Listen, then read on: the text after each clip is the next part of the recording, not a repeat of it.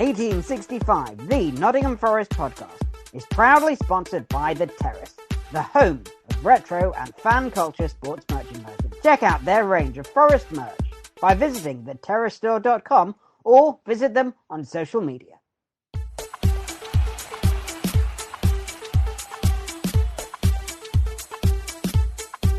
Hello there, and welcome to the podcast. Happy New Year, if we're still saying that. This is 1865, the Nottingham Forest podcast, and I'm Rich Ferraro. We are joined today by our good friends, Tom Newton. How you doing, Tom? Yeah, good, thank you. Hello to Baz. Good evening. And hello to Mr. Stephen Topless. Hello. And just want to say to you, listener, thank you very much for joining us. If you didn't know, you can get our podcast via the usual places, notably Apple Podcasts, Google Podcasts, Spotify, but now we're also on YouTube and on TikTok. So if you want to find us there, you're very welcome to do so. And of course, we're already on Facebook, Instagram, and our main channel on Twitter. Now, before we get started, we do want to start off by saying a word about Colin Slater. Now, this is a Forest podcast and we are obviously focusing upon the Reds, but it's important to say, I think, that as a bunch of people who grew up listening to Radio Nottingham, Colin Slater has been an important part of all of our lives, I think. Just to come to you, Tom, what are your memories of Colin Slater? Well, my granddad used to be a Notts County supporter. So he had memories of him, and I think he knew him through going to county matches as well. So, but listening to him on the radio come back from Forest, you just have one of those like really recognisable voices, and yeah, he was just colossus in the in local sport media. He was like, he was like one of those commentators. You're in safe hands when he's obviously commentating or doing a match report or whatever. So it was a really sad loss for the all the Notts County fans and the wider footballing community. Us? It's that voice, isn't it? It's just you just know that it's you're on the way back from the game when you hear his voice come on and to get the Notts report. And obviously he's not been on the radio for a little while, but it's a big loss. Yeah, and I have to say, Stephen, yesterday when I was had the radio on, I wasn't able to make it to Millwall, but I was listening on the radio, and they started off with a tribute to Colin Slater. I have to say, it really was quite emotional to listen to, because you think about the part that he played in the lives of so many people in Nottingham, not just in terms of his voice and his presence, but obviously he was a big man in the community as well. I always particularly liked it when they did the matches where it's Forest versus County, so they'd take it in turns to do half the commentary each. And one of the things I always remember is back in the 90s, my dad saying his favourite bit of commentary he's ever heard was Colin Slater going, "Oh, when the Forest fans are excited, they're shouting, 'Baheenan, Baheenan.'" He had such a rich voice, didn't he, and a very distinctive voice. It's just listening to him, even if he was the Notts County commentator, I used to just love listening to his voice and listening to his reports on Radio Nottingham, and also on the Match Talk phone-ins. He would also contribute there as well and be a big part of that. So if you've grown up in Nottingham and listened to Radio Nottingham at some point, you will have heard Colin Slater. And for us as football fans, we've probably listened to him every week for years on end. And it's a sad loss to the football community, to the broadcasting community, and of course to Notts County, where he did so much, not just as a commentator and a reporter, but also in keeping the club alive in the 60s and in the 80s as well. And yeah, he will be sadly missed. And just as well with Forest, he commentated on the European Cup finals and the incredible journey that team went on. So I think that's a real measure of the quality of commentator and just how good he was at his job, that he was handed games of that prestige, and to have commentated on Notts for 49 years, that's a remarkable achievement. I saw something the other day, I think it was one of the Notts County supporters saying that Charlie Slater, he would have to commentate until 2066 to match Colin Slater's run as Notts commentator, which just shows you the longevity and the incredible contribution that he's made to Notts County over the years. He'll be sadly missed. Yeah, absolutely. And of course, to those of you who do listen to Radio Nottingham, now this is for people who may be a few years older than I am, but it is wonderful to hear those little snippets of commentary from when Colin was doing the European Cup matches. So it's a sad loss. And one of the things I will say, I didn't know him, but the people who I've met who did meet him, I've never heard a single person have a bad word to say about the man. So rest in peace, Colin Slater, and thank you for everything that you did for Nottingham and for Nottingham football. Let's move on and let's talk about Forest, because that's what we're here to do. Now, obviously, since we last spoke in this big podcast format, we had a couple of defeats. We knew that the defeats would come eventually, and we saw Forest deservedly lose to Middlesbrough, followed by a really odd match against Huddersfield, where basically Huddersfield scoring first, and it was one of those where no matter what we did, we weren't going to get a goal. Baz, to come to you on this one, as people like you and I and many other fans have said so often, you know that it's going to come eventually. You know you're not going to win every match or go unbeaten for the rest of the season.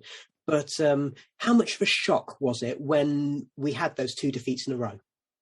It was a bit of a shock. It sort of, to some extent, both of them came out of nowhere, and to have them back to back as well was kind of It was kind of annoying. It was like, well, yeah, we've had the thing with Middlesbrough. Let's turn it around and get back on the horse, as it were. But then no, it just wasn't going to happen against Huddersfield. So that was kind of annoying. But I always think, and I don't know, I'm not sure if this is backed up by statistics or not, but I always have it in my mind that we always struggle over Christmas and New Year. Or at least over winter in general, and then we pick up again when the weather starts to turn. So hopefully that's our period of struggle over, and now it's going to be all gravy all the way. Tom, I think Baz touched upon something really important there. It wasn't so much the fact that we lost, it's the fact that we lost two in a row, wasn't it? Yeah, and you just don't know what situation Forest were in at the time, because we knew, obviously, with the Barnsley game, that was postponed due to COVID reasons, and you don't know what the situation was like in the weeks leading up over Christmas and this, that, and the other. So the disruption might have been quite hard to take, but Forest tried to battle through, and ultimately, as soon as it got to the Barnsley game, we knew that we would have to call it off. But it was going to come sooner rather than later, and I don't mean that as a negative, but in this league, it's just like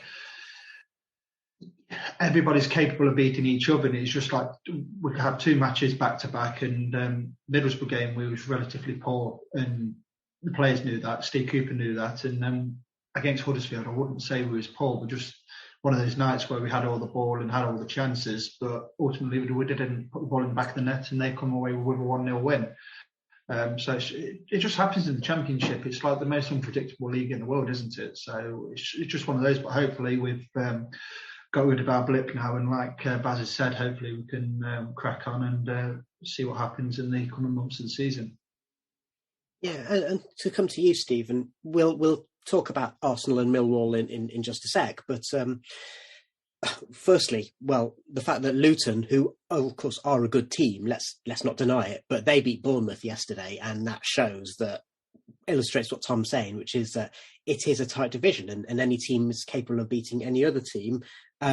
However, with the issue of the Middlesbrough and then Huddersfield matches, I think we all agreed that Middlesbrough, we were second best, and that's probably the first time in a long time that we had been second best. Huddersfield, how frustrating was that we did play well, but we conceded that relatively weak goal. Huddersfield would say it was a good goal, but from our point of view, it wasn't.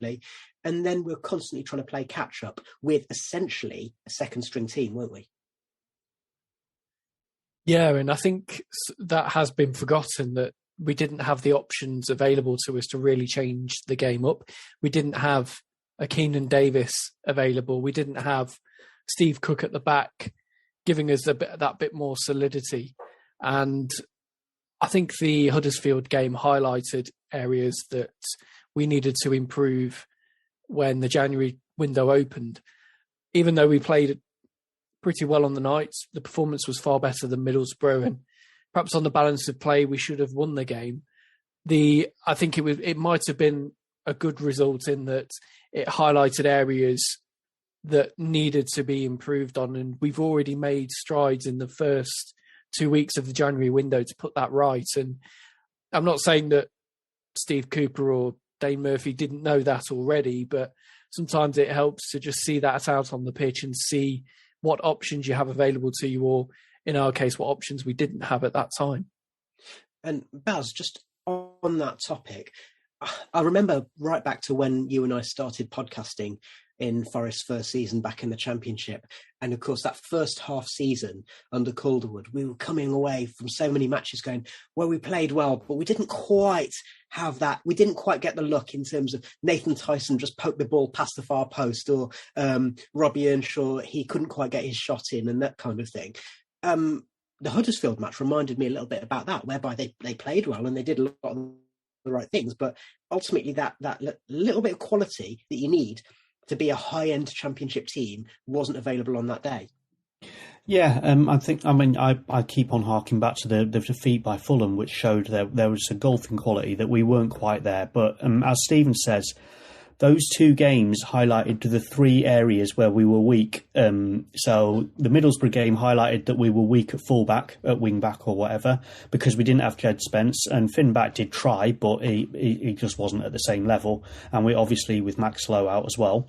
And then the Huddersfield game, it showed that little bit of defensive solidity. We effectively conceded a soft goal and we didn't get to finish the game. So those three positions, and those are the three positions that we've filled already in this transfer window. So I think that, yeah, I'm sure the team knew where they needed to strengthen, but it highlighted it put it in big marker pen saying these are the three areas that we need to get sorted out first.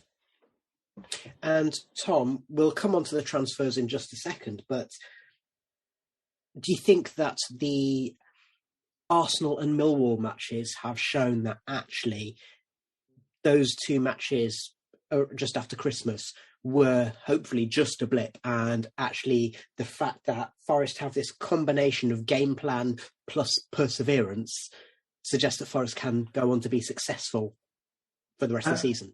Yeah, I do. No disrespect to the fullbacks against Middlesbrough, they just weren't good enough. And at the moment, our game is heavily relied on the balance and the performance of our fullbacks. I mean, Jack Colback's done a pretty decent job filling in for Max Lowe, and Jed Spence, as we all know, has been a revelation this season. But I just think Fullback, it was just, I think he struggled in the game, and as soon as that first goal went in, I think Forest struggled because of how it happened and everything, and we never got going. But since the new year, hopefully it is a blip, and the last two games against Arsenal and Millwall showed that we are a good side, and if we can just add that bit more to our personnel, then I do see that Steve Cooper will have a very successful time here if he's given the tools to do the job. Yeah, and Baz, you want to come back in there? I just wanted to say, I think probably when we look back on this season, I think the Bristol City game is going to be remembered as probably one of the most important. That those two goals in injury time showed that this team has a sense of fight that I've not really seen in a Forest team for a long time. We've been used to conceding late goals, not scoring them, and then snatching the 3 points, and that's what Millwall showed as well. Yeah, and on that topic, something that Mrs. Ferraro and I frequently say when we're watching and listening to matches, and this has been borne out in recent games, such as, Huddersfield, we didn't get the reward, but against Arsenal and Millwall, they just don't give up, do they? And that's been seen in so many matches, so many late goals, and so many times when Forest's perseverance and I'm going to come to you in a second, Tom, but one of the things that you and Stephen were discussing yesterday was fitness and strength. And is usually you see Forest players flagging. We're used to seeing that. But this season, since Cooper's took over, they seem to have the extra energy and the extra strength to keep going, don't they? Yeah, and another key thing is that we're not pushovers anymore. I mean, in previous seasons, we've gone down to Bristol and we know it's going to be a battle there. We'll come out the game 2-1 winners. Yesterday, it's always a battle regardless of if, say, Millwall are struggling at the lower end of the league or if at the top, it's still a battle at the New Den. And we're not pushovers anymore, and I think that is massive in the Championship. I mean, over previous seasons, we've had a game where you think Forest going to turn up today, but every single game this season, since Steve Cooper's come in, we have actually turned up, and that's so refreshing as a footballer, because you know they're going to actually try. Yeah, and I would say even against Fulham and Middlesbrough, which are the two occasions under Cooper where we've noticeably been second best, you know, they still both of those opponents came out knowing they'd had a game. Stephen, I'm going to come to you. Ryan Yates did an interview, which was, I can't remember if it was just before or just after Christmas, but he was talking about the mentality and about how Forest would go into certain games thinking, well, we're hoping to get a win out of this. And now they're going, we're going to get a win out of this. And actually, I think there's an argument to say that no player epitomises the transformation more than Ryan Yates, because he was somebody, regardless of what you think about him, we know that he's still not everyone's cup of tea, but we knew that there was more that Ryan Yates could do. That was one of the frustrations, wasn't it? He's not got the best ability in the world. He'll always try, but we knew there's more that we could squeeze out of him. And that has really been seen since Cooper's took over. So I think he really epitomises what you have described in the past as the Steve Cooper revolution. It's almost a parallel between how the team were performing at the start of the season and Ryan Yates perhaps in that team not being very effective. And then all of a sudden Steve Cooper comes in, the team has picked up massively, and he's transformed Ryan Yates into a real key part of that side. And I see a lot of parallels there in terms of the work he's done with the team, and then individual players as well who've really kicked on under him. And Ryan Yates in the last couple of games has been so crucial, in fact, to the success we've had. The obvious one being the cross he put in for Lewis Grabban against Arsenal. I mean, I didn't know he had a cross like that in his locker, to be honest. That was David Beckham stuff. It was absolutely on point and brilliantly put into the box. And then against Millwall, he's passing the ball around confidently. He's playing those nice threaded, weighted balls through to players to run onto. There was one as well, he pinged the first time crossfield ball out to the left-hand side with accuracy and control. And there's a real transformation in Yates's game under Steve Cooper, which has been great to see. We know he's not going to be a prime Iniesta or a player like that, but he doesn't need to be. Steve Cooper's identified his strengths, and in fact, he's developed other aspects of his game as well. And it's making him a more rounded player, and he's becoming more crucial to this team by the game. And it's great to see. It's always nice, I think, for players to prove the fans wrong and really come back fighting. And I think it's credit to Ryan Yates, to his character, that he's kept going in the face of criticism. I think a lot of players might have gone into their shells with some of the criticism that Yates has faced from sections of the fan base, but he's stuck at it. He's worked on his game with Steve Cooper, and Cooper's identified those strengths and really brought them out in him.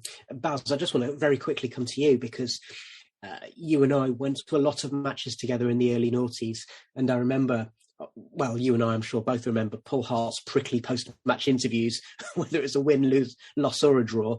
But I remember one thing really sticks in my mind is that he used to say the formation changed, but the tactics were the same. And I think with Cooper, tactics are very, very important. And after Swansea, he said, tactically, we got it bang on. And that, even though we were under the cosh in the first half against Swansea, and Swansea could and probably should have took the lead, actually, tactically, they did exactly what the plan was. And so it's all about game plan. It's also, in the case of players like Yates, tactics are also about giving players permission to do stuff, isn't it? Yeah, the Swansea one's an interesting one as well, because obviously with the view that the Swansea fans have of Cooper is very, very different to the view that we have of Cooper. But there's a growing element, and we saw it against Arsenal as well, of in our game, it's a lot about stifling the opposition and about controlling the game and letting them have the ball, but not letting them do anything with it until we decide, right, and now's the point where we're going to let the shackles off and we're going to go forwards. And I can see why, if you've got a team that does that, but then the letting the shackles off bit doesn't work for you because maybe you haven't got the right personnel, then yeah, you're going to think Steve Cooper's a dour, negative manager. But the fact that it is working for us and it's allowing the players like Yates to do the stuff that he's now allowed to do. And just another thing, just to remember that not only is Yates a homegrown player, but he's also still very young, and he's hit a level of consistency you don't often see with young players, which is really impressive. But yes, the fact that we're allowed to do that and we can turn it around, our tactics are enough that we can stifle people, play that what on paper would be a really negative defensive game, and then release the shackles and go for it and win the match. I think that's a testament to Cooper's coaching ability. I'd add in there as well, Swindon versus Man City. Swindon didn't adapt their game. They tried to do things like play the ball out from the back as if they were playing against another team in their division, and that was their downfall. Forest knew that they couldn't try and outplay Arsenal from a footballing point of view, so let them have it, but don't let them get into those dangerous areas. And there's only 2 times really in the match where Arsenal did that. There's that one where Saka really should have took it with his right foot, and there's the other one where Nketiah managed to head it towards the corner flag. And with that one, we were lucky. We were just lucky that it was a striker who was out of form. But that is, I think, an important part of a coach's tactical awareness. Now, I just want to move on to transfers because we alluded to it earlier. Tom, we saw against Arsenal and against Millwall the importance of the 2 new signings who've already played, which is adding a bit of beef to our, we're not pushovers. We've got that strength, and Keenan Davis playing against Premier League centre-backs and having words with Rob Holding, and then yesterday at Millwall, taking them on. And Steve Cook, he's somebody who doesn't get bullied out of things. So those are formidable signings, even if they add to the team rather than shining as individuals, yeah? Yeah, definitely. And I mean, if Graben's not playing, because he's quite good at bringing the ball, picking the ball up deep and keeping hold of it. But Keenan Davis is the same as well in terms of he keeps holding the ball and it just gives the back 5 or whatever a bit of a breather. Then with Steve Cook's experience, he's played at the top level, and it's just brilliant that we've got a player like him. And he last week against Arsenal, he played like he's been here for 10 years or so. He's brilliant, and he was decent yesterday. And the 2 top signings in my eyes. I mean, Keenan Davis doesn't do a great deal off the ball, but when he does have the ball, he is a real asset, and he did prior to Millwall a few times when he got into dangerous areas. So those 2 signings are win-win for me. Stephen, Davis, we've liked what we've seen of him so far, but if Graben's out for any length of time, we've still potentially got a problem with finishing it. Or do you think that Davis addresses that in a way because he is more of an archetypal number 9 and can maybe bring in the Zinchenagels and Johnsons into play? Yeah, from what I've seen of Davis so far, he won't be the out-and-out goal scorer that Graben is. Hopefully I'm proved wrong on that, because that'll mean we're managing to replace Graben's goals, but it is that link-up play and that ability to bring others into goal-scoring positions. I would say, though, that Graben's actually very good at that as well, being able to control the ball, carry it up the field and hold off defenders. But it would be good to see Zinchenagel and Johnson really stepping up with the goals as well, and those goals coming from other areas of the team. It's great that Graben is scoring and putting the chances away regularly, but if we can get the rest of the team firing as well, that would add another level to our attacking threat. But from what I've seen of Davis so far, he's good on the ball, he's mobile, and he's proving a real handful already. And even though he hasn't been on the score sheet yet, he's played a big part in gaining a foothold in games for us and allowing Forest to play their football how they want to on the front foot. So really excited to see what else is to come from Davis as he settles into the side more. And just staying with you, Stephen, you talked in your Millwall match report with Tom about the fact that Forest tried something different. They played Davis up front and put Graben into into the sort of the false 9 role that we play when we were doing the 3 at the back. Is that something that you think was particular for that match, or do you think that's something that could be used as a tactic more frequently? I think it could be used more frequently. It was used, Steve Cooper said it was used in the Millwall game deliberately to give Forest more of a presence and to try and play the game more in Millwall's half and put more pressure on them, because at Millwall you are expecting to batten down the hatches a little bit and have to sit in your own half, which is how it played out in the first half for good chunks of it. But then once Forest did get that foothold in the game, you saw Davis come into it and really play a part in trying to stretch the Millwall defence and give them a tough time. And then combine that with Graben's skill on the ball. He is a good footballer all round. And it gave us more of an attacking presence. It wasn't just about trying to pick the ball up and catch them on quick counters all the time. There was a bit more control and a bit more craft to it, I think. And I mean, going off the Millwall performance, I think there's the potential there of a really good link up between Davis and Graben, and it's good to have that option now. I don't think you could play like that with Taylor and Graben, for example. I don't think the two of them would work well in that kind of setup, whereas Davis now gives us a different option and a new option, and it's nice to be able to mix it up for games like Millwall, and there'll be similar games between now and the end of the season as well where we're going to need a player like Davis and that potential setup between him and Graben. Baz, there's some talk that with Forest bidding for Jed Wallace, there's some talk that Lyle Taylor might be offered as a make weight. Taylor's not a popular guy amongst a lot of the Forest supporters, but you keep saying, and you've said on several occasions in the past, if we get a kick to Graben's ankle, then we are missing goals. So does that mean that you would keep Taylor as another option as a 6-yard box striker? I don't know, to be honest. As I think I've said before as well, the thing with Taylor is you have to play exactly the way he wants the ball. And we don't necessarily do that all the time now. It's a cross to the far post, and he'll do the job for you. But if it's not that, then he's probably not going to do the job for you. That's the impression I get. I do think, we are. Davis is very, very useful, and he'll make us play in a different way, and he gives us that ability to make the ball stick, which is helpful defensively as well as offensively. But I think, we're still probably a little bit short up front, and I don't think Taylor is the answer. So that could work quite well. Okay, thank you very much. We're going to come back to the transfer window in just a couple of minutes, but first we'll go over to Jeremy with some reflections on the Arsenal match. The 1865 Sketch by Jeremy Davis. When is an upset not an upset? When it involves Forest knocking Arsenal out of the FA Cup, it would seem. Certainly, you'd have thought that Forest were strong favourites, had you been listening to Five Live's breathless pre-match coverage, where they were really giving it the big one about Forest's rebirth under Steve Cooper, only mentioning in passing that they had in fact lost their previous 2 games.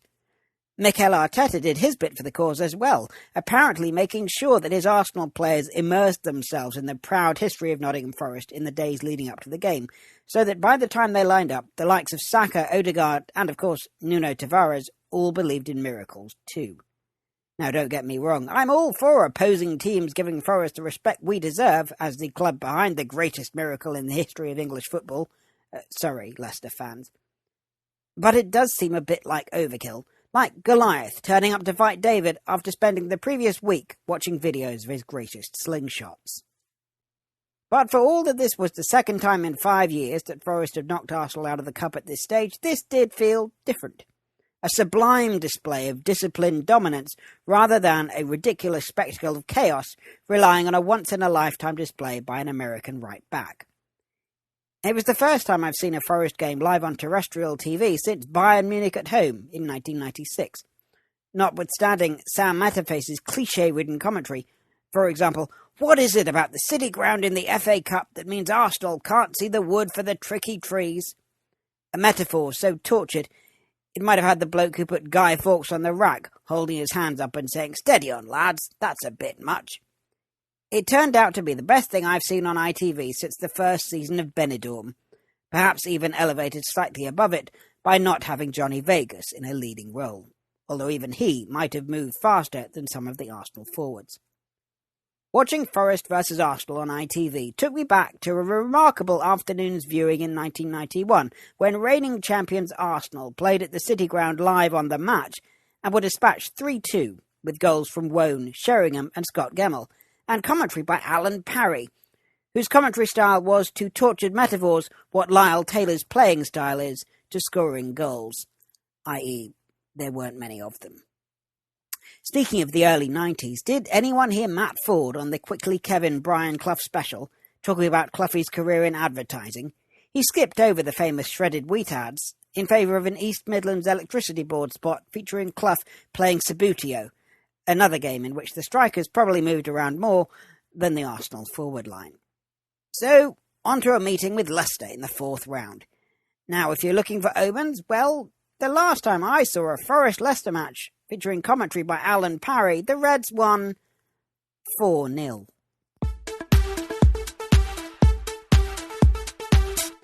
Thank you very much, Jeremy. And let's go back to talking about transfers. So we've talked about the 2 additions who've come in already and the potential impact that could have on the Forest team. Now, fullback is the other position that we talked about in part 1 of our podcast, and there have been some developments there. So, first of all, Stephen, we've signed the Canadian fullback, whose name I don't know how to pronounce, so I'm going to have a go. Richie Larea, is it? And he's somebody who's come in, got a good pedigree. He can primarily a right back or a right wing back, but can play on the left as well. And I made the point that the last time we signed a Canadian fullback, it worked out all right, didn't it? He wasn't too bad, was he, Jim, in the end? I think he was a Platty signing as well. So he worked out pretty well. And if Richie Larea can follow in his footsteps, we've got a really good player on our hands. And from what I've seen of him, he looks like he could be a really useful asset in this Steve Cooper system. He's quick, tidy on the ball. He likes to get forward, athletic as well, so he can cover ground. He seems to have a very decent shot on him as well, which certainly helps and hopefully means he's got a good delivery when he is in those attacking areas. And the bonus is he can cover several positions. As you mentioned, he can play on the right or left, which is a bonus for us, especially as we have found ourselves this season needing to cover those positions quite a few times now. And I think he can also play in midfield as well. So you've got the option there of somebody who can slot into a number of different roles and thinking more long-term as well. If come the end of the season, we're unable to keep hold of Jed Spence, that's in Larea, we've potentially got somebody who can fill that position on the right-hand side of the back 5 or back 3 with wing backs, however you want to call it. So it's a transfer that fills positions that we need to fill right now, but also is one looking more for the long term. I think he's 26, 27, Larea, so good couple of years that we can have with him at Forest, and hopefully he'll have plenty to contribute. And the thing that I like is that what I've discovered from his social media is that Richie's actually short for Richmond, which is a wonderful name. So well done, Richie. Now, Tom, coming back to you, Stephen mentioned it there, Jed Spence. It seems as though, still not been officially confirmed by Forest, I don't think, but it does seem as though Spence has basically been given the go-ahead to stay at Forest for the rest of the season. Whether there's a new loan agreement in place, we're not quite sure, but it looks as though he's staying, and that's great news, isn't it?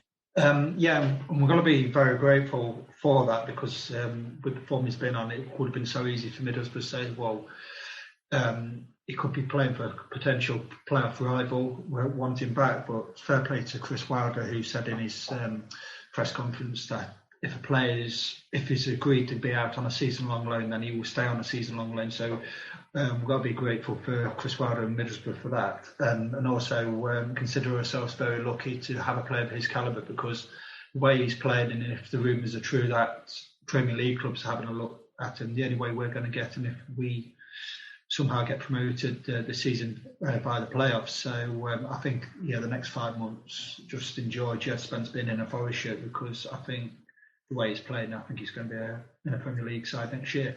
And hopefully us, but if not, so be it. But with Richie Larea signing, it's nice that Forest have actually...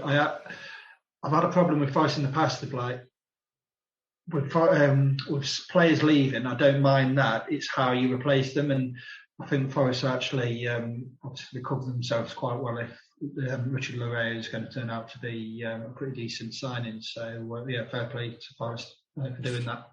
Yeah, and as you mentioned, that there's a possibility of the vultures circling. Apparently, the trouble with Spence playing so well against Arsenal is apparently Arsenal are interested in him now. That's something I've read, whether that's just paper talk or not. Baz, coming to you, just as a footnote to the transfers that have been done, the other one is Jordi Osei-Tutu. He's made 3 or 4 appearances. He looked good in them, but he's made of biscuits, as you would say. And what's interesting is that Steve Cooper's just recently talked, just this week actually, about the fact that the transfer dealings he's looking at and the players he's got already, he loves people who can play in multiple positions. So with Larea, Osei-Tutu could do the same as well, obviously. With Cook and Davis, you've got spine players, a solid centre-half and a good old number 9. But that versatility is, again, it's part of the manager's tactics, isn't it? Yeah, that's how he wants us to play, and it's allowing us to part of that changing the formation, but to keep the same style of play going is part of the same thing. I think we still need something for left back or left wing back. I personally, everyone's been raving about Jed Spence, quite rightly so, but I think not having Max Lowe available is also a big loss for us. I think whereas Jed Spence covered all the ground and did all that was always available to do stuff, Max Lowe, when he put his head down and started running at people, it made goals happen. And obviously he's another lone player, so that's quite good. We're very lucky in that Middlesbrough had that Jones lad at right back, because I think that's probably why we got to keep Spence. But yeah, and I think the fact that we've got Colback playing at left at the moment, he's doing a very good job, but he's not an attacking player. But it also, that then leaves us slightly weak in the midfield area as well. So it'll be nice to get something sorted for left back so that we can have Colback back in the centre. Yeah, and you're absolutely right, because we like what we've seen of Ojeda, but we've seen that he's not necessarily ready to play it week in, week out at this level. The other thing is, from what we're saying there, we've got to mention the C word. I think that lack of adaptability is possibly why João Carvalho won't have necessarily a future at this, or it'll be a surprise if he does. Stephen, let's come to you again. In terms of the rest of the transfer window, I think we're probably more likely to see more players departing than coming in at this stage. Andy Reid said that there probably will be some academy players who will go out to get some game time, but only if the terms are right and those players are going to, get to play in proper men's football. Are there any things that you anticipate? I mean, the obvious ones that we've talked about in the last few weeks are Carvalho and Xande Silva. Let's be honest, we're going to do a job to get rid of Gaetan Bong, so he's probably here till the end of his contract along with Carl Jenkinson. What do you anticipate? I think we'll see a number of the academy players moving on, as you've alluded to. So somebody like Tyrese Forner, who's not really been able to make an impact either under Chris Hughton at the start of this season or get into the team under Steve Cooper following his spell at Plymouth last season. I wonder if he might be sent back out on loan to another League One club just to try and continue his development and see what he can do. And because even though we are a bit short in the midfield, I don't see a place for Forner in the team right now. So I think he'll be somebody who moves on. I think the club will try and move on Bong if possible. I know there was a link this week to, I think it might have even been Toronto where we got Larea from. There was a link to a team in Canada or so, whether that would be a swap deal and a half, wouldn't it? We'll have done very well there if that's the case. The other big name that's been mentioned is Jed Wallace.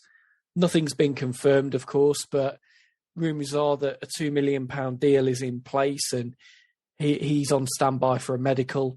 Millwall will lose him in the summer for nothing. His contract's up, so £2 million, it's a lot of money, but it probably would give us a real boost of creativity going into the final months of the season. And that would be a real statement of intent, I think, to all the other clubs in the top half if we can poach a really good performer in this league in the form of Jed Wallace. He's somebody who's had quite a bit of success against us as well in the past, and I was quite pleased to see him not amongst the party for Millwall yesterday. So we don't know for certain if that one goes through. If it does, brilliant. And if Taylor goes the other way, then that perhaps solves the issue of moving Lyle Taylor on if he's not quite the right fit. I think I would be happy with a Wallace and Taylor swap and kind of running with that for the rest of the season with Grabban and Davis. I think that would give us enough, I think, with the extra firepower that Wallace brings. Perhaps the left-back situation is that one that would really be good to tie up. If there's a Premier League youngster who can come in on loan for 6 months, perhaps, or we can pick somebody up on the cheap like Steve Cook, who's experienced but who can come and fill that role in, particularly if Max Lowe doesn't return anytime soon. It would be nice to be able to use Colback in his more favoured position in the middle and just have that balance of a proper left back out there who can cover the attacking side as well as the defensive side. Okay, and just finally on this topic, Tom, are there any particular moves that you anticipate or would like to see either in or out? I think just getting rid of the players who just don't have a future, like the likes of Bogman Jenkinson, as soon as they're off the wage bill, happy days, because they are being paid quite a lot of money for not so much Bond because he actually does make the squad, but Jenkinson, for example, has been the biggest waste of money in the last 5 or 6 years in my eyes. He's just, if the rumours are right, and he's on north of 20 grand a week, he's got some agent. That's all I'm saying. But no, if we can get Jed Wallace in, because like Stephen's just said, he's a top performer in this league and he knows the league inside out. So if we get him and hopefully you have one or two, then it's been a really successful window for us. And also it gives Steve Cooper the opportunity to work on these players, then hopefully add a couple more in the summer. And if we don't get into the playoffs or get promoted this season, we can have a really good fist next season. And just on the topic of the players like your Silvers and Carvalhos, are those players that you'd like to see hang around for the rest of the season so that they are squad options if we have, let's say, a minor injury crisis or a bout of illness or something like that? Yeah, it's just like covering yourself, really, isn't it? I mean, Carvalho is Marmite at the moment, and Xander Silva, I mean, he got his start against Middlesbrough, etc. So yeah, they're all right to have in the squad, but like I says, I can't see him being first team regulars anytime soon. Okay, let's move on. I just want to do a quick update from our friends at Fan Hub. So Forest fans are, in terms of the Forest fans leaderboard, we've got Joel Russell, who's at the top of the leaderboard, followed by Drop the Red and Jack Smith 1981. So well done to you two, you three. I can't even count. And I just want to remind you all that you can sign up to Fan Hub, and we regularly tweet out and put on Instagram golden ticket codes. The aim of Fan Hub is to put fans first. So what they are aiming to do is introduce rewards for people who are regularly going to matches and checking in and gaining points for doing so. And those rewards, at the moment, they've got bits of merch, but the plan is to include match tickets and so on as the membership of the app grows. Forest are currently 21st in the club's leaderboard, and that's third in terms of the championship, because the only championship teams who are above us in the leaderboard are Coventry, who are in 13th place, and Bournemouth, who are top of the leaderboard, as well as flying high in the actual championship. Now, one of the things that we talk about every so often is we have a WhatsApp group on this pod. So the four of us, and also the Maradona of the Midlands and Jeremy Davis and Nick Miller, we occasionally talk about things on that particular group. And last week, during FA Cup weekend, I just noticed, is that John Olafjolder's son playing for Leeds? And Maradona of the Midlands said, yeah, it is. And maybe slipped the net. And we started talking about, could we have a five-a-side team of kids of Forest players? So we started thinking about that. Baz, you're desperate to say something. What do you want to say? Erling Haaland. Well, exactly. So as centre forward, it's a no-brainer, isn't it? So we've got Leo Hjelde. Apparently he lived in Leeds till he was 4. That's what. Well, he would have done, wouldn't he? Yeah. And so we've got Erling Haaland, we've got Leo Hjelde. Naturally, we've got Brennan Johnson, who's tearing things up at the City Ground. The obvious other one that I thought about was Tyler Walker, and then Topo, you came up with a good one. So another ex-Forest player's kid who's actually a very good player. That's right. Tyrese Campbell at Stoke City, son of Kevin Campbell, playing as a striker as well, like his dad, and he's finding the back of the net. And I think if you team him up with one Sidney Van Hooijdonk, then it's 1998 all over again, isn't it? Oh wow! Well, that's come out of left field. So tell us about Sidney. Sidney was I first heard about him last summer. He was linked with a move to Forest, and turns out he is a striker like his dad. And what, Mardy? No, he could. The apple doesn't fall far from the tree, but he is one Sidney Van Hooijdonk, son of Pierre, and what a dream team they were for Forest, and why can't we repeat that feat 20 years on? Well, now our five-a-side team, so we've got basically one defender in Leo Hjelde, who's only played one game for Leeds. And then we've got quite a lot of forwards, so we've got Brennan Johnson, Tyler Walker, who's worth mentioning, Sidney Van Hooijdonk, Tyrese Campbell, and Erling Haaland. We haven't got a goalkeeper, but the Maradona the Midlands did chip in and say Dave Besant's son is a goalie for Chum. So, and he's saying, well, with the team that we've got there, 5 players, a couple of subs, we'd be walking the Power League, wouldn't we? Bas, what did you want to say? Just saying, if you're going to go with Van Hooijdonk and Campbell up front, I was just wondering, has Marlon Harewood got a son? Because then you'd have Jono and Harewood. It'd be brilliant. Yeah, absolutely. Or maybe Hook could be behind. Yeah. So Tom, you're out of the 4 of us, you're the one who still plays football regularly, or until very recently. Would you be happy to be the manager of that five-a-side team? Well, it depends. If you might only have 4, because if Sidney Van Hooijdonk acts like his dad, he might not turn up and just go on strike. So possibly not. That's why we've got the subs. As long as you didn't sell Tyrese Campbell without telling anyone. Yeah. Another player we haven't mentioned, Mr. Ian Wright, Sean Wright Phillips, whose grandson scored. His grandson made his debut the other day, didn't he? Yeah, and I can't believe this is. Ian Wright, I think he's not even 60 yet. He's already a great granddad. He mentioned it on ITV last week. So something to aim for, isn't it? Let's move on and let's talk about the current crop of Forest players. Now, one of the things that came up recently in an article on The Athletic was thinking about types of captains, and obviously in our match report from the Millwall game, Tom, you were waxing lyrical about Lewis Grabban, who has scored 2 goals this week, had his 34th birthday, and obviously his captaincy has been something that's been a hot topic amongst Forest fans. Football fans in this country, we still want our captains to be blood and thunder types like Joe Worrell. So talking about Carlo Ancelotti and how he chooses his leaders and his captains. And it says Ancelotti divides dressing room leaders into 2 groups, personality leaders and technical leaders.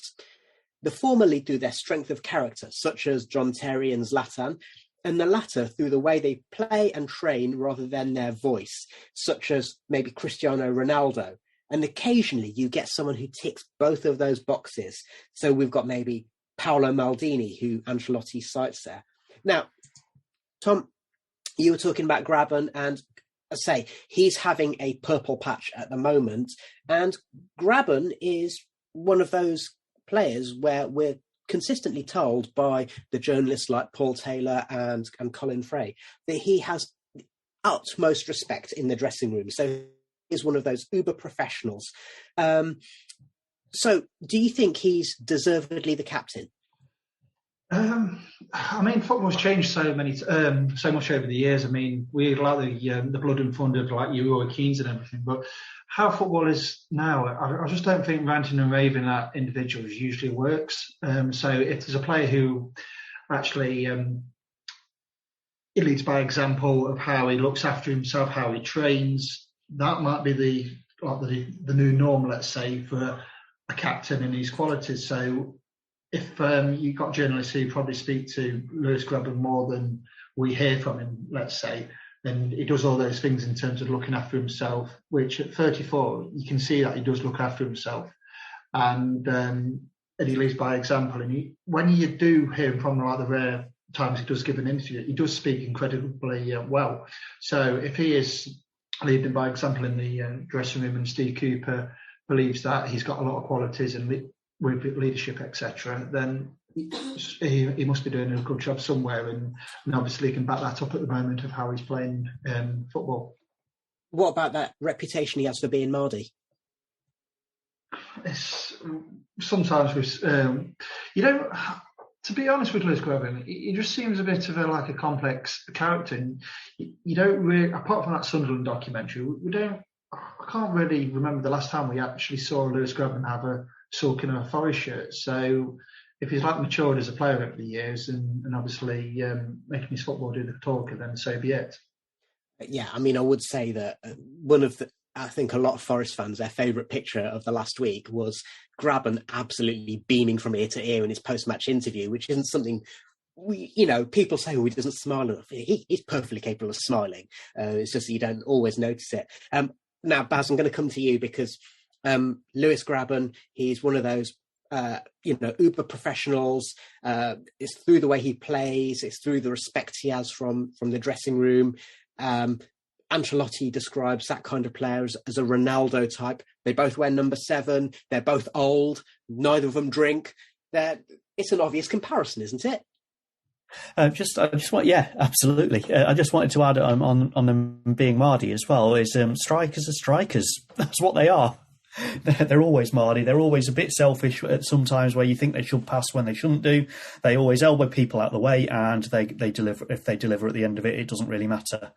I would also add as well, one of the things I think, like Tom was saying, that the game's changed. I think I might have talked about this before. One of the things apparently that was revolutionary about Guardiola is he got the players playing to playbooks. So they would say, right, when the ball's over here, when this player has the ball, this opposition player has the ball, then these are the positions you take up. And if this is happening, then these are the positions you take up. And it's all about the players, almost like American football, following a playbook in what's happening. And if you're doing that kind of thing, and you hear Steve Cooper talk about it as well, he'll say, "Yeah, we saw some of the patterns that we've worked on in the training pitch during the game." If you're doing that sort of thing, then you don't want a captain that's going to rant and rave at everyone, because that's not their job. Their job is to follow the plan. And so your professional types are the natural choice for your captain there. He's leading by example, saying this is what you should be doing, this is what we worked on, follow the plan. And it works that way. And on that topic, the other thing, the article in The Athletic pointed out that Pep, apparently he works with the players so that they actually select who's going to be the captain. So Fernandinho is the club captain by virtue of seniority, but he's not a ranty ravey type. And then we've seen several players wear the armband. We've seen Gundogan, Ruben Dias, Kevin De Bruyne, Raheem Sterling. But it's not a surprise. It wouldn't be a surprise to see any particular City player wearing the armband. And do you think that's down to the reason that you just mentioned, which is they're all on the same page? Yeah, and they know what their jobs are, and part of the captain's job is just to make sure everyone else does their job. Stephen, Joe Worrell is the obvious example of the player who is a forceful personality. We know that he has a grumble at his fellow professionals in the dressing room. He's come out and done it publicly a few times as well. So the Ancelotti example would be a John Terry or a Zlatan, both of whom have got form for doing both things, I think, particularly Zlatan in terms of publicly slating his teammates, although Ronaldo did that last week. But if we're going to think about the leaders who tick both of those boxes, do you think we've signed one in Steve Cook? Absolutely. He's somebody who has been a very successful captain at Bournemouth, leading them into the Premier League and having a number of years as a Premier League footballer and the Premier League captain. He's perhaps not the sort of Tony Adams style, a bombastic, all-out leader, but he has some of those qualities. But he's also got a good technical ability as well. He seems to bring together those two qualities really well.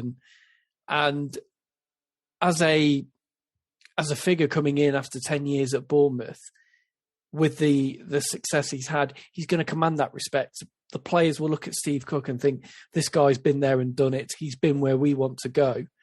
Let's listen to what he has to say, because he knows what he's talking about and he knows what it takes, first of all, to get out of this division and also to stay in the division above.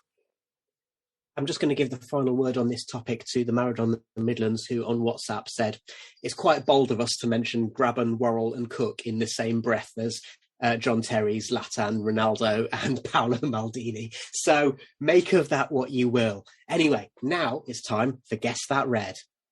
1865. Guess That Red.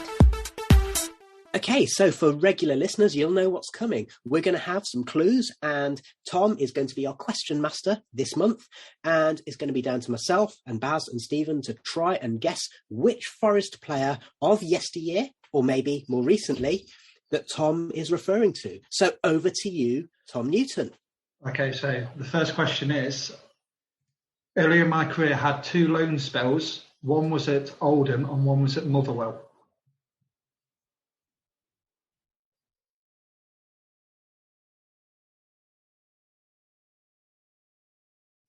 No one know? Not a right, okay. Second question. I was born in Croydon.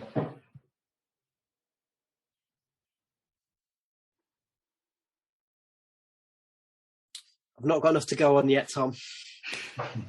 Stephen, Lewis Grabban. Yes, it's Lewis Grabban, man of the moment. No way. There you go. Yeah. You see, I was thinking, I can't remember any Forest players who've been on loan to Oldham and Motherwell. So, yeah, I thought I'd keep up with topic and, the man of the moment. The other the third question is I've scored so far 167 goals in my career. Then the other question was, other spells I've had in my career was played at Millwall, Brentford, Rotherham, Bournemouth and Norwich. And then the last question was, I joined Forest in the summer of 2018 for £6 million, and that would have probably clinched it. Yeah, and just a footnote, I can't remember if you mentioned it in your match report, but Millwall fans didn't seem to be big fans of Grabban yesterday, did they? So it's the ultimate retort, isn't it, to score an injury time winner against one of your old clubs whose fans have been booing you, isn't it, Stephen? Yeah, the perfect way to silence the opposition fans, and I think Grabban certainly enjoyed giving a bit back to the Millwall supporters, and who better to score that goal? There was a tweet as well, somebody who said, I'm an Arsenal fan, but I have a soft spot for Millwall, and I absolutely hate Lewis Grabban after this week. Yeah. And that seemed like a good point to finish this month's podcast. So I want to say thank you very much to Baz, to Tom, to Stephen, to Jeremy Davis. And I want to also say thank you to you, listener, for joining us on the 1865 podcast this month. There's a certain match happening next Saturday, which you might be familiar with. So obviously we'll have all the reaction from that, and we'll be continuing with our match reports over the next few months and weeks. And also, depending on what happens in the transfer window, we will come back to you with any more reaction as we get it. So thank you very much for listening, and goodbye.